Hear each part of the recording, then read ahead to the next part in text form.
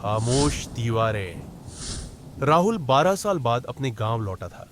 शहर की चमक धमक में उसने बहुत कुछ पा लिया था। एक बड़ी नौकरी, गाड़ी, फ्लैट। पर बचपन के घर से जो रिश्ता था वह धीरे धीरे फीका पड़ गया। जब वह स्टेशन पर उतरा तो हवा में मिट्टी की वही पुरानी खुशबू थी। कहीं दूर से किसी मंदिर की घंटियां बज रही थीं और बचपन की यादें उसके जहन में घूमने लगी। सामने उसका पुराना दोस्त विजय खड़ा था, आंखों में आंसू, चेहरे पर मुस्कान। आ गया तू? विजय ने गले लगाकर कहा। हाँ, पर घर खाली है अब, राहुल ने कहा। विजय ने चुपचाप उसकी ओर देखा। तेरे जाने के बाद सब कुछ बदल गया भाई। राहुल का बचपन उसी घर की चार दीवारों के बीच बीता था। मां हर सुबह उसके बाल संवारती, दूध में हल्दी मिलाकर देती और हर रात सोने से पहले माथे पर हाथ फेरती।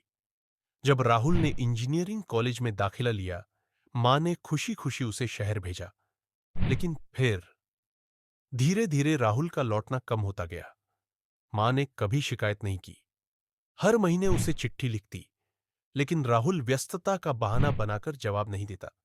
एक बार मां ने लिखा था, बेटा, घर की दीवारें खामोश है, पर अब भी तेरा नाम पुकारती है, बस एक बार आजा।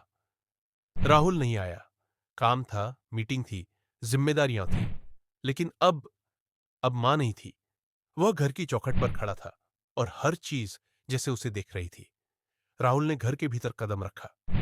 मां का कमरा वैसा ही था। दीवार पर भगवान की फोटो, दराज में पुरानी चूड़ियां और तकिए के नीचे रखी एक डायरी। राहुल ने धीरे से डायरी निकाली। उस पर लिखा था, मेरे बेटे के नाम। हर पन्ना मां की भावनाओं से भीगा हुआ था। आज तेरी पहली नौकरी लगी, मेरा दिल बहुत खुश है, लेकिन आंखें रो रही हैं। शायद तू इतना दूर चला गया कि अब छू भी नहीं सकती। आज दिवाली है, सब घर रोशन है, पर मेरा मन अंधेरे में डूबा है। तेरे बिना कुछ अच्छा नहीं लगता। पड़ोस की बेटी की शादी है, सोच रही हूं तेरे लिए भी रिश्ता ढूंढूं, पर तू कब आएगा बेटा? हर पन्ना राहुल के दिल में कील की तरह चुभ रहा था। अगली सुबह राहुल मां की कब्र के पास बैठा। चारों ओर शांति थी, सिर्फ हवा की सरसराहट। उसने हाथ जोड़कर कहा, मां, माफ कर देना, मैं बहुत देर कर गया। आपने तो कभी कुछ नहीं कहा, लेकिन मैंने कभी सुना ही नहीं। उसकी आंखों से आंसू बहते रहे।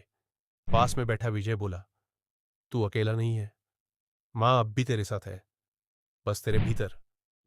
राहुल ने घर की दीवारों को देखा। अब वो खामोश नहीं थी।